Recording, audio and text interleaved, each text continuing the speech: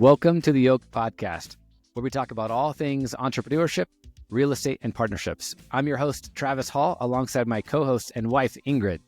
Together, we've been in real estate for nearly 2 decades, always as an equally yoked husband and wife team. Join us each week as we bring you a new episode. And as always, be sure to like, subscribe, follow along, and welcome to this week's episode of The Yoked Podcast. Hi, everyone, and welcome to the Yoked Podcast. I'm here today with Bri Olson. So I had Bri send me her bio. I'm going to read it for everybody, but then I'll also talk a little bit about how we know each other, which is kind of fun. It's been a journey now.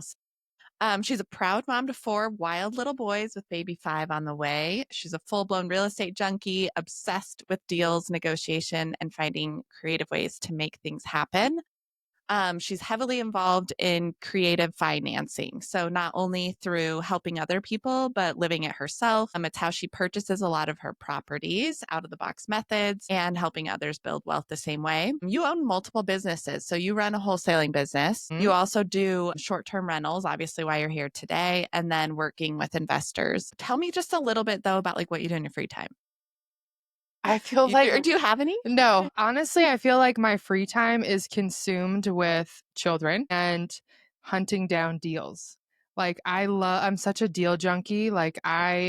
It's fun for me to just peruse the internet and find like motivated sellers. And then I'll like analyze deals and be like, "Oh, we could get this one." And then I just go crazy. But I don't have any hobbies other than really like honestly making money in real estate. Being a mom. Being a mom for sure. I mean, that's number one. And I love riding horses, but I've been pregnant for like 10 years. So it's hard to do that. Yeah.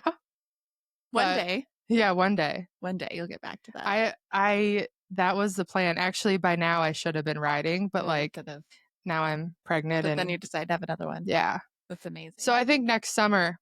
Okay. I'll have my horse debut. Are you a Colorado native? No, I'm from Minnesota. That's right. Yeah. Are you from Colorado? Yeah. Oh, okay. I know. One of the few. Yeah. I moved out here for college. Oh, that's right. I've been out here since 2009. I left for 1 year and returned to Minnesota, and it was the coldest winter on record. So imagine that in Minnesota. And I don't think I saw the sun for like 3 weeks. And I just decided, I'm like, why would I choose to live here? Like when you have Colorado, like ridiculous. I love it. Yeah. So I think one of the fun things about bringing Bri on is that I've seen her real estate evolution. You have. When I was thinking back, I'm like, okay, when did I actually meet Bri for the first time? And I was recruiting for the network. You hired me. Remember? Yeah. If it was Dave or myself, I'm going to take credit. You should. That I brought you into the network, but you were running a Pilates studio. Yep. Too. Yep. So I had one. So I had my first baby. I've always been really driven, love business. Back at that time, I think it was 2018, like the franchise model for like boutique fitness was a thing. Like it became hot. And I looked into purchasing in Orange Theory, and they were sold out in like Highlands Ranch, Lone Tree, the areas that would be very profitable. And I stumbled across Club Pilates. My mom loved Pilates. So I was like, what is Pilates? I like the logo. That's why I like the business. It's crazy. But anyways, I bought a franchise, opened up Club Pilates Cherry Hills, which is in a very nice area. Learned a ton of great lessons. Like we built out that studio. It was a vanilla shell. Like it had drywall and cement floors. Like we built it out. We worked with the franchise. I learned about like layout, blueprints, building, equipment, loans. Oh my God. Did you learn to do Pilates? Yeah, but I never liked it. Honestly, to be totally frank, I never liked the business because I don't enjoy having a ton of employees. And the downside to a Pilates studio is that those instructors are very well qualified. And to get your certification, you have to have like 500 hours. During kind of the uptick in boutique fitness, you had less options for employees. So you're kind of stuck with certain people and they're kind of divas. Sorry, Pilates instructors, you guys are great. But some of them are divas and they even know that. So I just was like, I don't love the model of a very specific type of employee. Yes. So we decided to sell it in 2022. But you had already gotten into estate? I was already in real estate. I was Yeah. flipping houses. The market kind of shifted at that point, but I was over it after a couple years anyways. Like I had talked about selling it. I just didn't really have the opportunity or the bandwidth to do it. We were just so busy flipping houses. And so I finally got to a point where I kind of stepped out of the business. And then I was like, you know what? I'm going to discover what it's like to sell a franchise. Like, craziness. But we ended up selling it. It was the number one studio in Denver. And we ended up selling it to somebody who owned 3 other Club Pilates studios. Perfect buyer. She ended up selling it a year later. That was her plan. But I think she sold all of hers. But yeah, it was a perfect time to exit, you know, and I don't regret it. I love real estate and everything that real estate has to offer, like all the little kind of avenues that you can go. And I got to meet you and Dave and Travis and everybody. I think that was 2020. Yeah. It was. And so I think one of the reasons I was like, Bri is perfect for this episode of the podcast is because you've done tons of different types of real estate. Mhm. You have done flips. You've helped obviously with clients, helping them buy and sell, all different kinds of financing options. But specifically when it comes to short-term rentals, I love that you're doing it in Denver because it's a challenge and it can be a beast. It's a challenge. But you have the lens of like all these years of experience doing all facets of real estate and marketing. And so how did you get in specifically to short-term rentals? Like what was the story of the very first one where you're like, I think this might work? Yeah, it's a great story, actually. So I was perusing deals as I do every day of my life. And I came across a couple deals. I was calling a lot of agents with properties that had been sitting. Basically, that was my strategy. And I was pitching them on creative finance, which we can get into. But basically, when you're pitching agents on creative finance, I would say 95% of them have no idea what that is. So that's a struggle. So you have to educate them. And I came up with a couple that actually would work. One of the properties I found was a guy willing to sell a property in Arvada. It's just like a little brick ranch, 3-bed, 2-bath house. And he was willing to sell on seller finance, which was like a breath of fresh air because he was offloading his $12 million portfolio. Like he wanted to retire on the interest earned with seller finance. And so he was able to like openly talk to me, openly teach me, openly like, give me different ideas. Yeah. How many of his properties did you buy? Well, I tried to buy a second one. He ended up selling it to somebody else because he was already like, I don't know if he was under contract on it with somebody else, but he kind of came to me and he said, hey, your plan B if this guy doesn't buy it. And I was like, I want to buy that. So how do I become plan A? Yeah, like, can I pay you like a little bit more? Like, but he was already too far in it with this other guy. So anyways, he sold the one that I wanted, but he had a bunch of duplexes, quadplexes or fourplexes in Denver that were kind of beat up and probably would be scrapes. Not the kind of purchase I'm looking to buy, but he has a bunch of stuff. And I think he still has a couple things in Denver. But I walk through that and it's funny how the universe works because we're trying to navigate that. And I get a phone call from a agent that I had already reached out to on this big old house in Denver. It's a bungalow and it lives like a duplex. They set it up. So 2 separate entrances. Everything is separate. I think it was like 1.1 or $1.2 million. And I had pitched them on subject to. The owner was a lender, so that's even a stretch. Yeah. But he knew about subject to, and he was all good about seller finance. Like he had so much equity in that property, so it had to go hybrid. This is probably a bunch of like crazy talk for people. Okay. Yeah. Or they've at least dipped their toe. Cool. So he was open to it. But basically what I'm getting at is 2 properties hit at once. And so I was like, well, this Denver property, since it has 2 units, could work in Denver for a short-term rental because somebody could live below, rent up the top. I didn't know every single rule or regulation, which kind of my life. You knew enough I knew enough. That, Denver, it doesn't love that. Right. And I also knew by looking at numbers on that one that even if I furnish both units, it would still crush it as a midterm rental, which is 30 days or more. So I felt safe with that. The mortgage that I ended up having combined owed the liability on that property is like $5,100 on a $1.2 million house. So it would have been double if I would have gotten a loan, right? And I would have had to put 20% down, maybe even more because it's an investment property. So anyways, we were furnishing this massive house. At the same time, I'm talking to Fatu, my fiance, and I was like, oh my gosh, this other house in Arvada, they said yes, right? So now I have 2 properties. I'm like, do we just put one on the back burner and like only pursue the other one? And Fatu's like, you worked too dang hard to like land a yes. Let's pursue them both and just make it happen. Mind you, I'm also very pregnant at this time. I think I was like, I was about to deliver. I was a month out. So we pursued both of those, and the other one is in Arvada, which you can just go to the county and apply for a short-term rental license. And I ran the numbers on that. And basically, we would either cash flow $1,000 a month long-term, doing a long-term rental, or we had the upside to cash flow. I mean, on average, I think we're making like $4,500 a month on that property. Yeah. And in the summer months, you're making 8, 9, 10, net thousands of dollars. So it just made sense to do it. And it's way more fun. It's so fun. Yeah. Like to design a house. Episode. Yeah. Okay. I want to pause really quick because you introduced Fatu. So one of the things that I love about your guys' business model is that you do it together. Similar to Travis and I, we're in a very male-dominated industry, less so in the creative space. I mean, women are well represented, especially on businesses, not just real estate. But tell me just like the number one thing that you love about working with your spouse.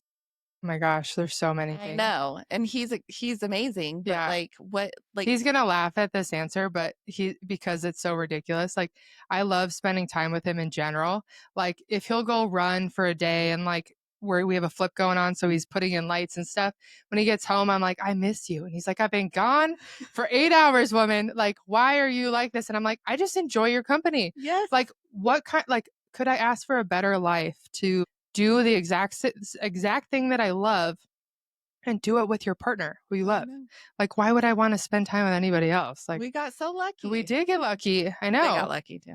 They got really lucky. Let's be real. No, but it can be a real challenge working with a spouse because Travis and I talk about often, you're kind of never off. So like we're at the dinner table and then all of a sudden we're talking about this deal and I'm like, okay, reel it in. Yeah. That's hard. The kids. Yeah. Or you go to date night and we're like, we don't need to catch up because we just work together all day long. I know exactly what you did all day. Yeah. No, that's definitely a thing. Like we're like, oh, what are we talking about if we're not talking about real estate?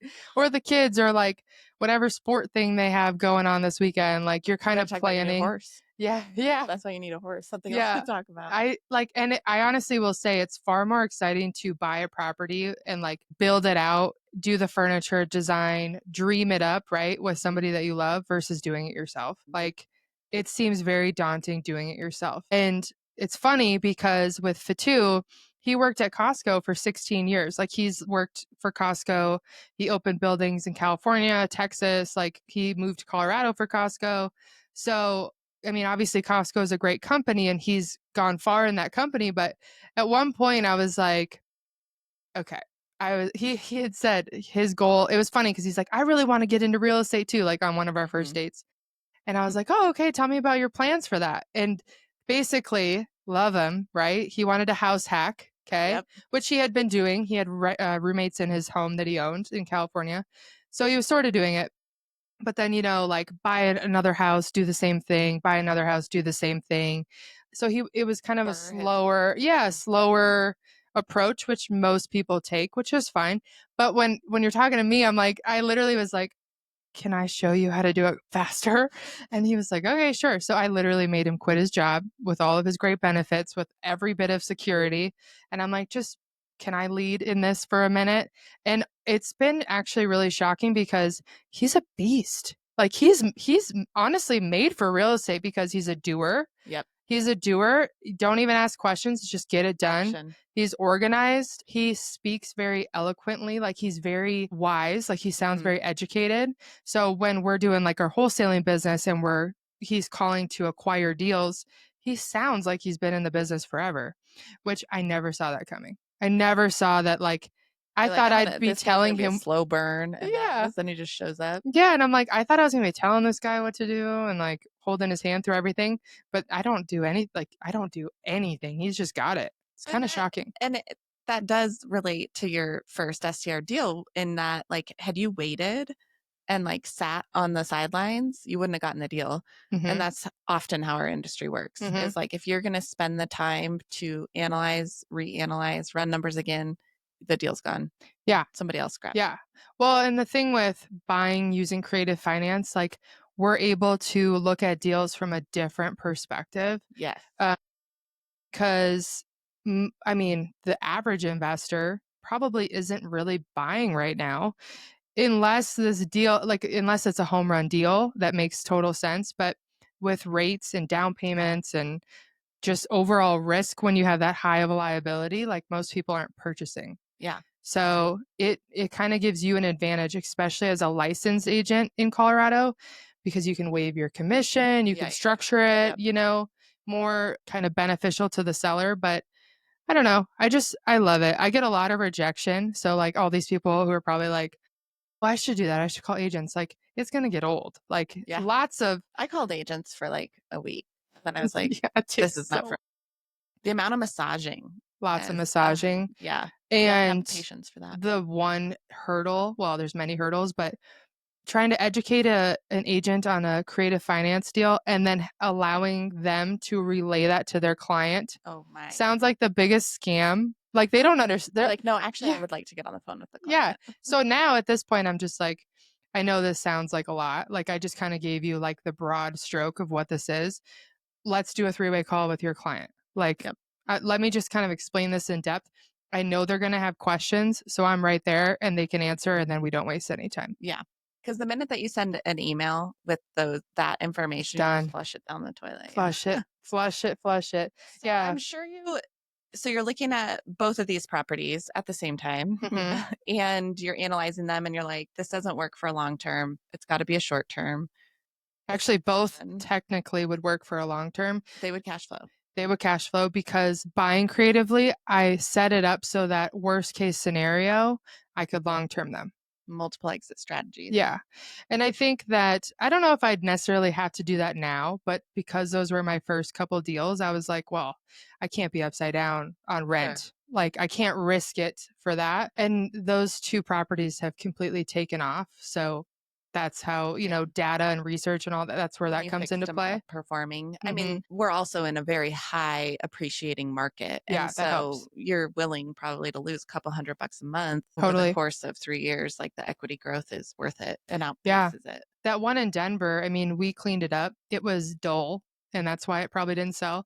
It was vacant. It was previously a rental. It was beat up and worn. And so now, like the Zestimate, it's funny to even bring up the Zestimate because I don't think it applies, but like it easily gained 100K in equity if I sold it today. Now you have fees and all that, but obviously somebody would have to buy it. But like that, your equity growth will outpace your cash flow. I don't want to say 10x, but by a lot. So that's kind of working in the background while somebody else is paying down your mortgage and putting money in your pocket and saving you a ton of money on taxes. Like, I mean, name another option that is that beneficial to an investor. Yeah.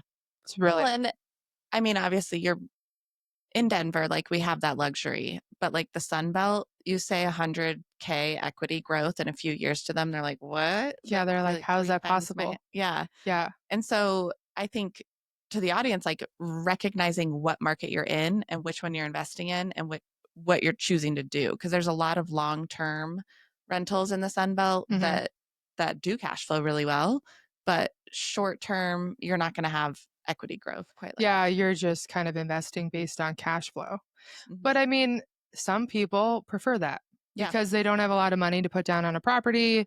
Maybe they can't get approved for a high mortgage. And it makes sense for them to buy the $100,000 house that makes them $1,000 a month. Like it'll take longer to grow your kind of portfolio and your wealth, but you can actually hit that cap rate. You can hit the cap rate and you can scale, honestly. I think there is plenty of different strategies within kind of that idea. Obviously, short-term rentals probably won't do good in those areas because they're not as desirable. Like you really do have to research specific areas. Yeah, I think that there's a strategy for every area, really. Yeah. So short-term rentals, like, are you managing all of them yourself? Okay, so you're managing all guest communication, and then you have vendors that go do turnovers, or do y'all do that? So I manage all of the messaging on the platform Airbnb, which honestly, we've set it up so that it's pretty seamless. You have automated messages. We have automated messages. They hit when basically moments after they book. We send out instructions pretty much 24 hours before they arrive, checkout message the night before they leave. So like, we don't have a lot of people questioning things. One of the biggest things that used to be like, as a host, you're on call 24/7. Like anybody can call you for any reason. Oh yeah. And they do. And so one of the biggest issues we had was our front door automated like locks, like the Wi-Fi locks for some reason it's like touchscreen, so you almost have to press a button to kind of get it to come alive and then punch in the code. Well, people in technology, or they've been drinking. I don't know what it is, but Both. I would get so many calls randomly, like once every other weekend, where it's like, we can't get into the house. I'm like, press the button and then put in the code. And then they'd be like, oh, they get in, but that phone call has to happen. So we swapped out all of the locks on our doors to button Wi-Fi. So you don't have to light it up or turn it on. It's just buttons. Works like a charm. So tell the audience specifically, what brand? Are you using a Gale lock, or are you Schlogs? Schlag? That works. Schlog, that one. I think we got them on Amazon. Cheap. No, but I mean, and so is your peace of mind is totally worth it. Yeah, but that's a great investment to make upfront. For sure.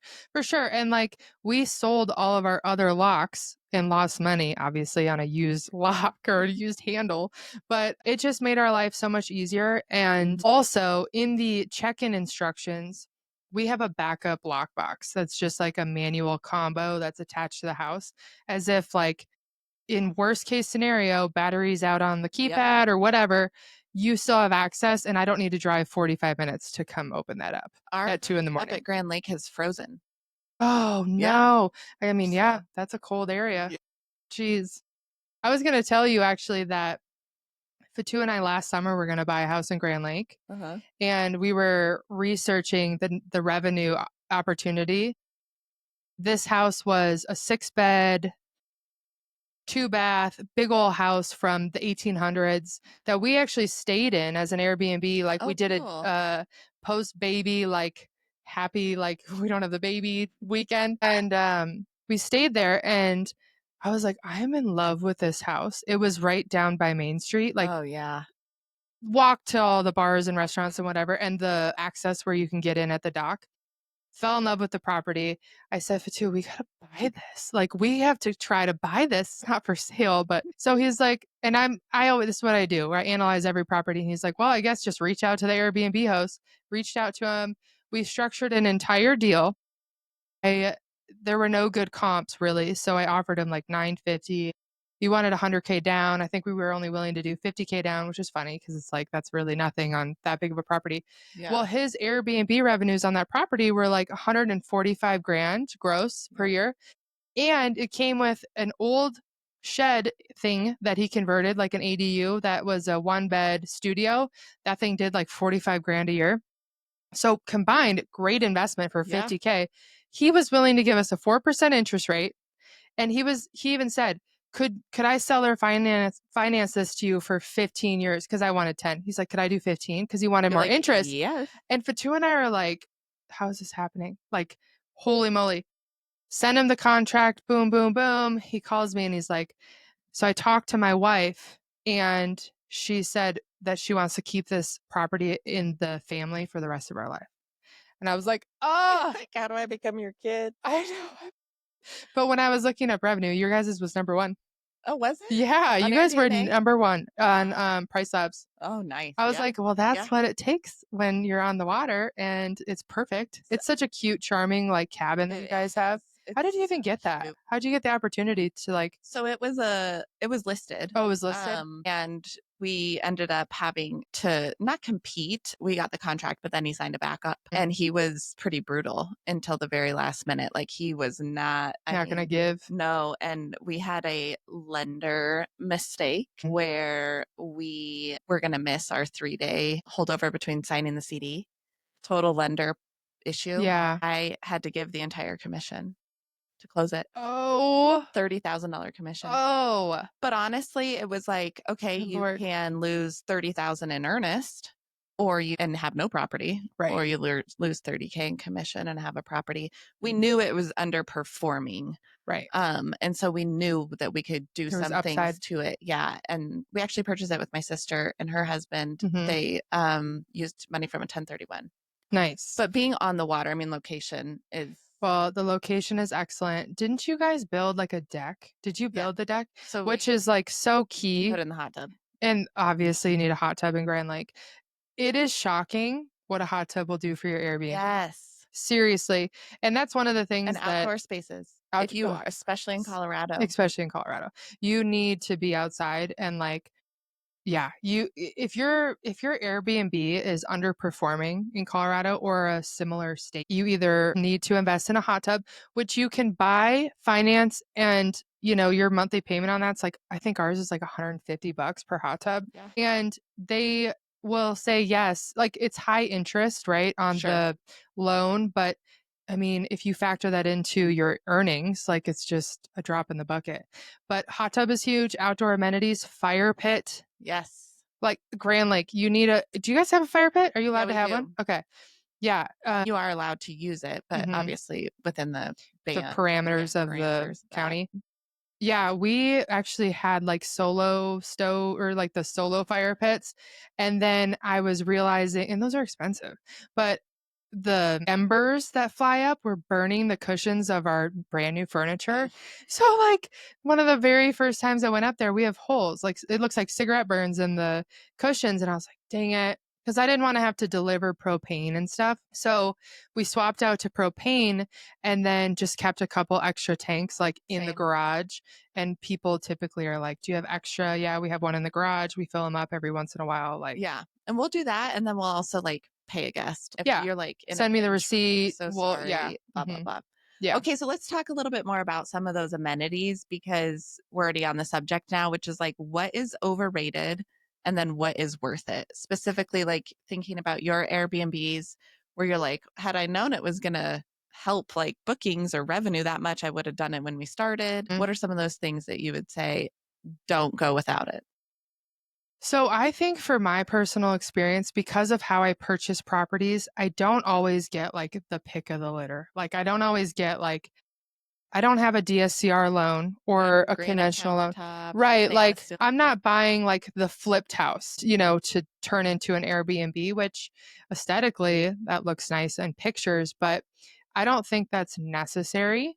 The property that I bought in Arvada, I own 2 now in Arvada, but the first one was, like I said, a brick ranch built in the fees. There's nothing special to it. It actually was pretty much original, but like nice. Like it was a rental. The guy cleaned it up, new carpet, new paint. But I mean, to think that you can buy something so simple, I think we bought it for like $540,000. But on a seller finance deal, we put $20,000 down on that property, which is already paid off and paid back to our private money lender. Like that's already done and taken care of. The return on investment there is ridiculous because we don't need to put in new cabinets, new countertops. They are 90s grade, right? Like, and with your accents and kind of like how you design the property. So the things that would be overrated would be turnkey stuff, like turnkey finishes, but underrated, like you definitely need to have design. Like you need to, for that house, shop online. People shop online. It's like stage. Yeah. And that house had kind of almost like a Western vibe to it because it was a little bit older, lots of wood. And so we were like, we're going to turn it into the cowboy den. Yeah. So we did like Western kind of accent walls, pictures, rugs. We're actually going to kind of overhaul that one and paint more like we're doing more wallpaper on the accent walls in that house just to make it pop a little more. I got a wallpaper installer. Oh, I If need you don't wanna one. do it, I don't. I've done it. I've done it too. It's don't do it. Don't do it. You know what's funny is I installed wallpaper on our last property in Arvada, and Fatu the whole time was like, this is such a waste of your time. And I was like, no, I'm going to learn how to do it. I'm going to do it. You know how many times he's had to go fix the wallpaper with super glue? He's had to glue it back onto the wall.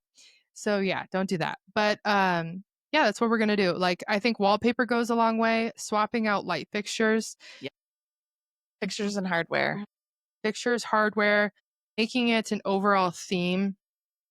So clean the dang house. Like the house has to be clean, clean, clean. Especially if you're in a saturated market, people expect that for sure. For sure. And they keep an eye on it. Like when I look at competing properties or properties that aren't doing very well in the areas that I'm in, it's usually because it's a lot of complaining about the cleaner. So finding a cleaner that is really effective and communicative is huge. Like our cleaner will tell us, you know, you're out of this, you're out of that. She restocks everything. Anything that, like, we taught her how to clean our hot tubs. So she does our hot tub stuff. Really? Yeah. Okay, we tried to do that up in Deer Trail, Fairplay, like, because we had lots of traffic from Breckenridge. Yeah. It went horribly. Oh, your cleaner couldn't get it? No. Yeah, I So mean, then we had to hire world's most expensive hot tub guy. see, I didn't want to do that because it's expensive. It's so expensive. Well, we Fatu's like I said, he's a doer. We call him Tinker too because he's just always tinkering and improving.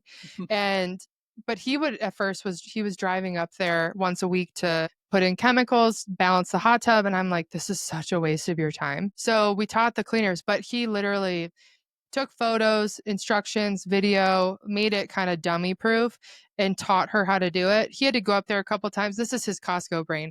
Train, repeat, train, check in, train. And she got it after like 3 or 4 times. And sometimes she'll take pictures and be like, why is it foamy? Yeah. Why is it this? And he'll be like, this is what you need to add. Test it. Show me what you're seeing. So he's also a hot tub tech. He's a hot tub tech. He's a hot tub tech. That's awesome. Yeah, YouTube is like his best friend. Yeah, I don't have time to do all that. I love that. Yeah. Okay, that's good. Yeah. What about tech tools and automations? We talked a little bit about those auto messages. We use those. We manage 3, and so we use Hospitable.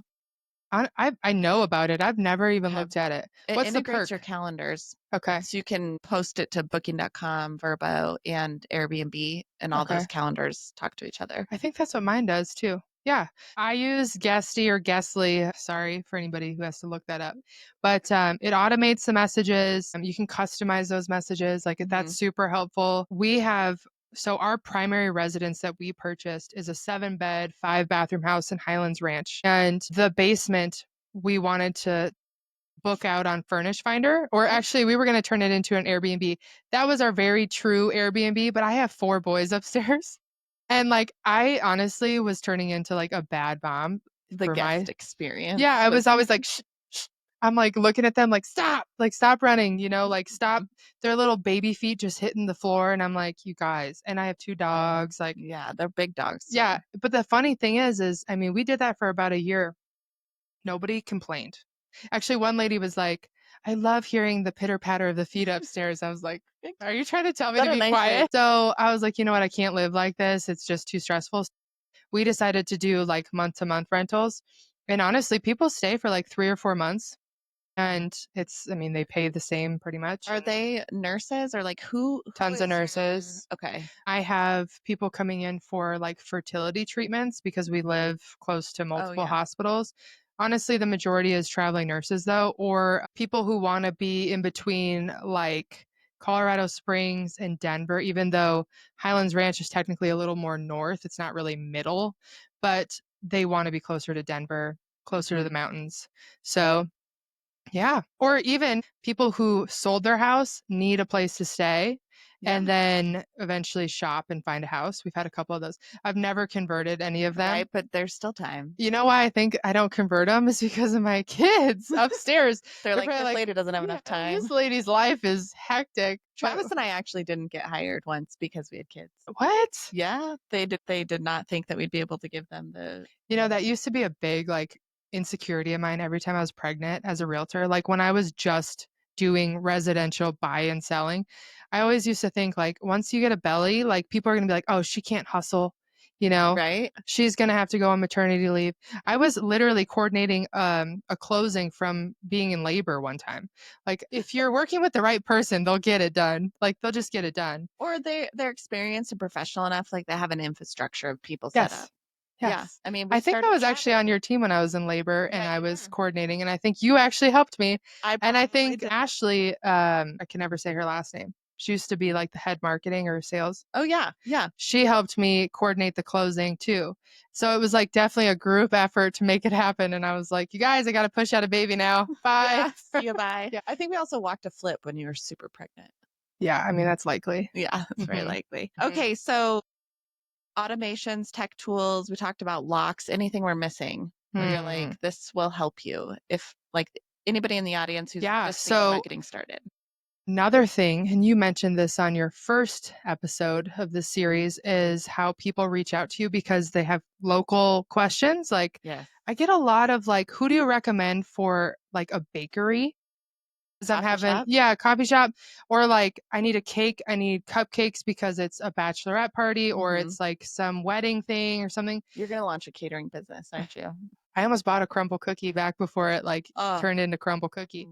Yeah, that was, I wish, God, I'd be so fat by now. But anyways, yeah, so they asked for those recommendations. So a girlfriend of mine who has a couple Airbnbs, she was like, just put together a guest book on Canva. They have a million options. Yes. And I've purchased multiple properties like in Arvada, so it's kind of all the same information, but I put my recommendations. You put kind of, it's cool because you can put your story in it too. You make it personal. You talk about the house. Like that. Yeah. I talk about how like this journey really helps me teach my kids how to be entrepreneurial.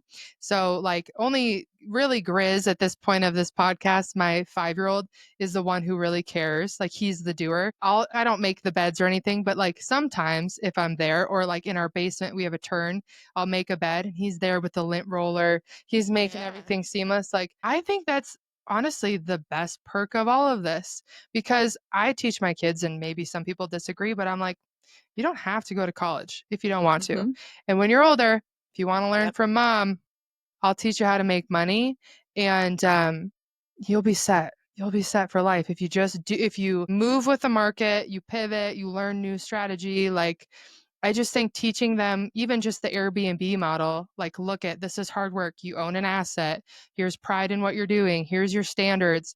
How cool is it? Experience for someone. Yeah. Like we talked, and I said this on the last episode, like you couldn't pay me to stay in a hotel with kids. Oh, like there is no way. No. I mean, so like, they go crazy. And we stay somewhere, like have you ever been to an Airbnb? I remember this. We went down for a conference.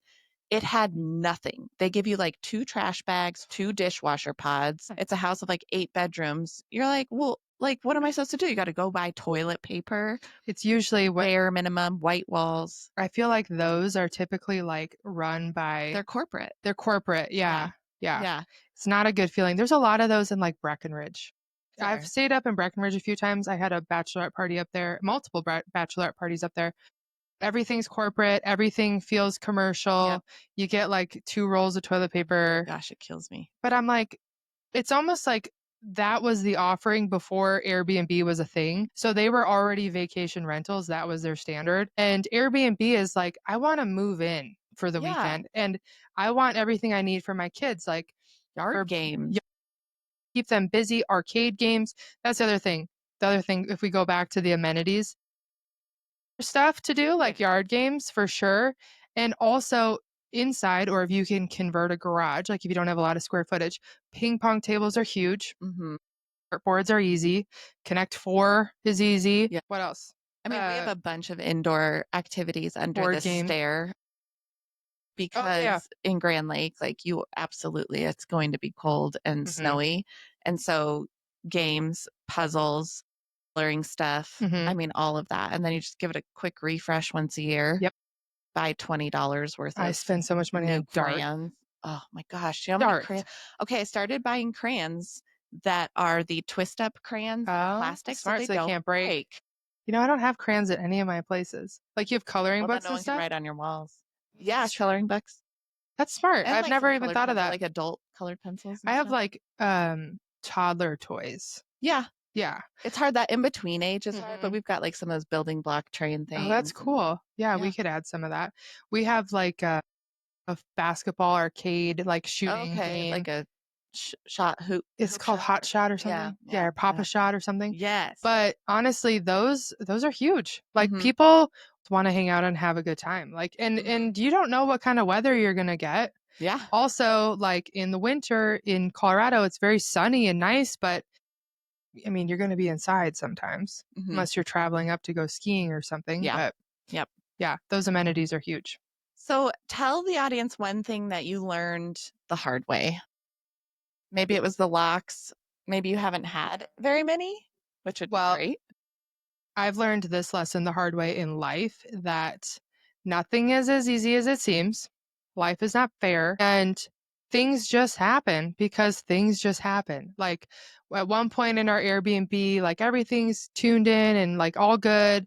And like the most random thing happened. Like somebody was washing their laundry, their lighter, like for cigarettes or whatever, dropped behind the washing machine. So when, I don't know washing machines well, but the whatever comes out, like the water that goes into the drain, like something got blocked. I don't know all the specifics, but basically a pipe got blocked and it flooded our laundry room, which flooded our brand new carpet, which flooded into our bunk room. So we got a phone call at like 2 a.m. or whatever when somebody noticed it. And they're like, your house is flooding. And we're thinking it's the drain in the shower. Like we don't know there's a lighter blocking behind our brand new washer dryer.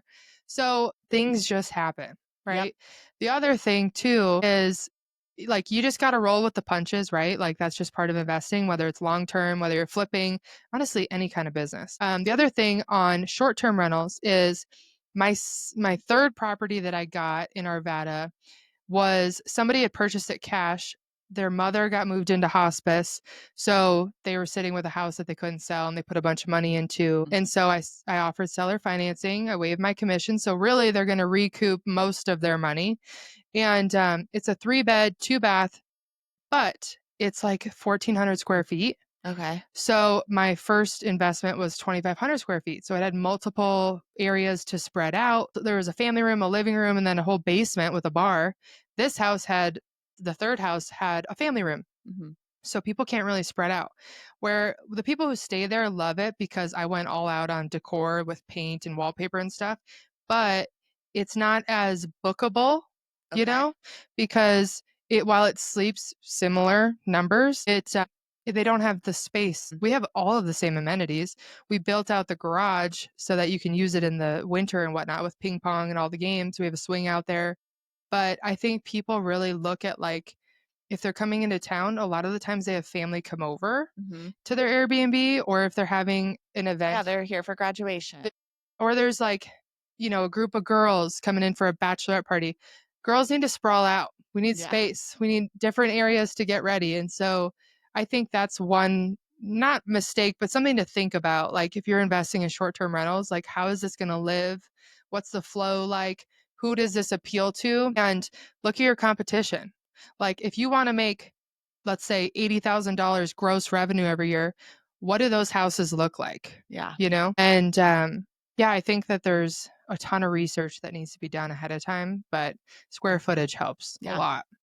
What do you expect? Like when you're running numbers, what do you run for your oh shit budget of like, the lighter got stuck in the washer on a short-term rental? It's tough. I'm kind of like the go. Hope and pray. Yeah, hope and pray method. I think it's safe to have like a $5,000 to $10,000 reserve just for that specific, probably purpose. It's very important to have good insurance. We use Proper Insurance. Have you ever heard of them? Yeah.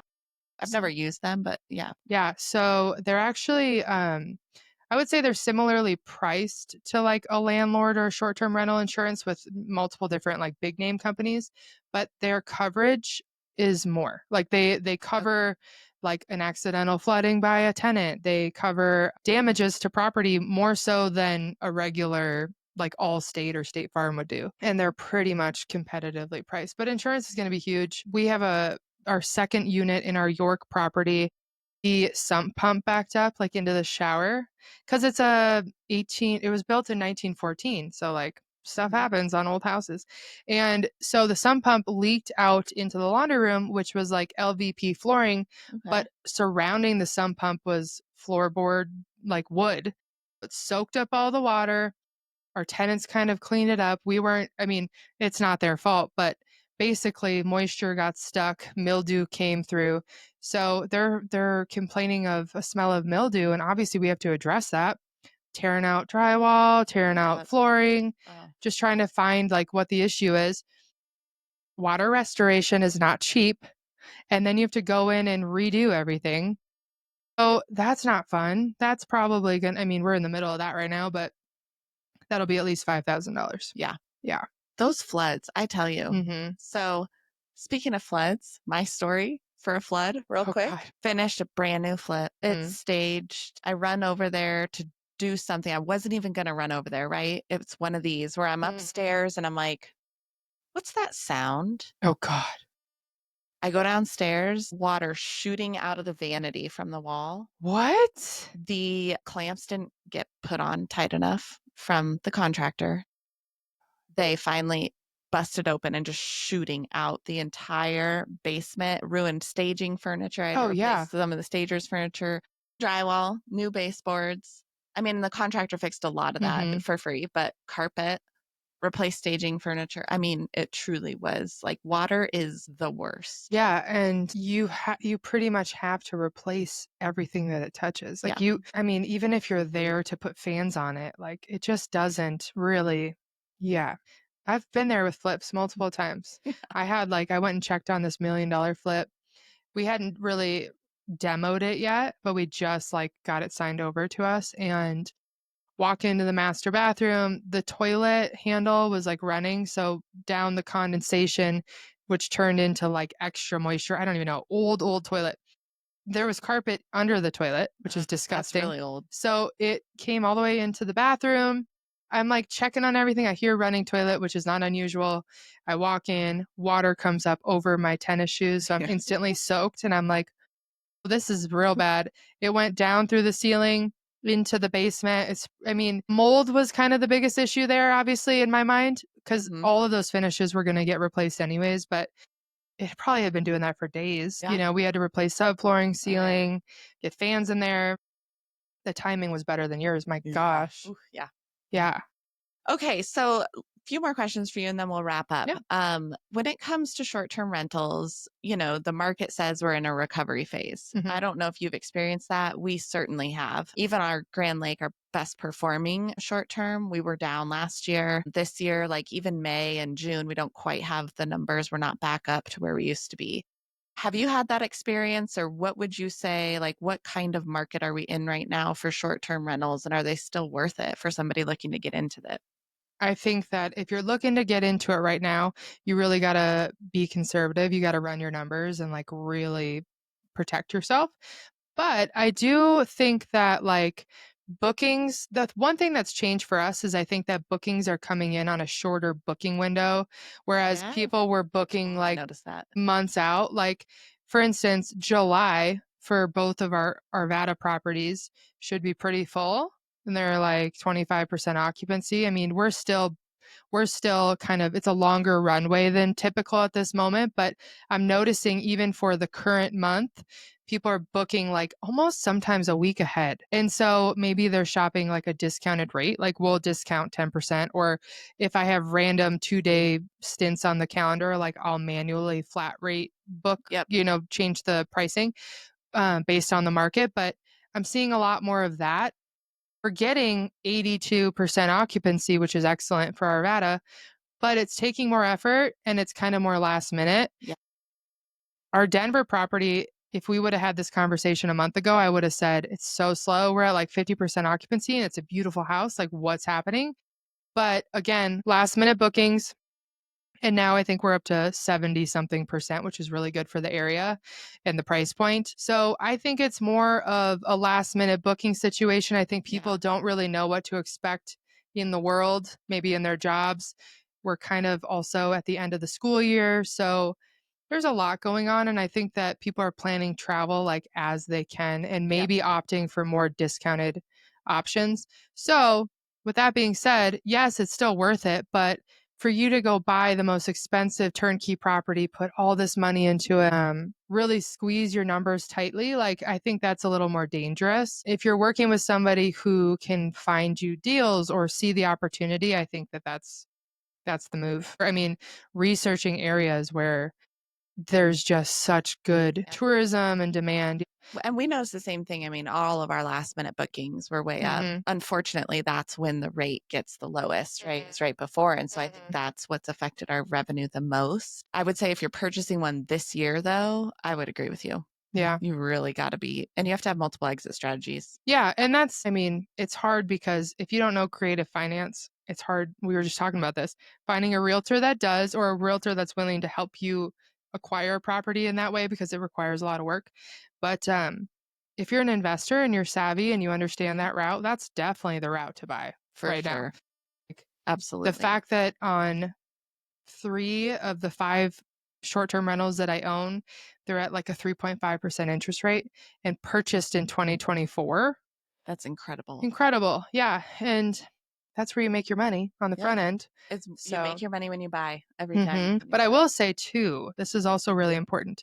If you have the money to kind of float things, or if you've got a good like security behind you, like buying a property right now, you could get such a good deal. Yeah. The properties are so discounted. I get so, with my wholesaling business, we get so many calls of people who they can't sell their property. They want a cash offer, which isn't going to work because their house is like too nice for a flip, but they're sitting on the market and they don't know what to do.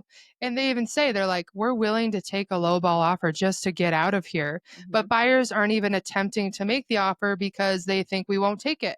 There's so many opportunity like that out there. Yes. There's so much opportunity like that. And I see it. I love watching it. Like I see properties listed at like $895 drop to $750.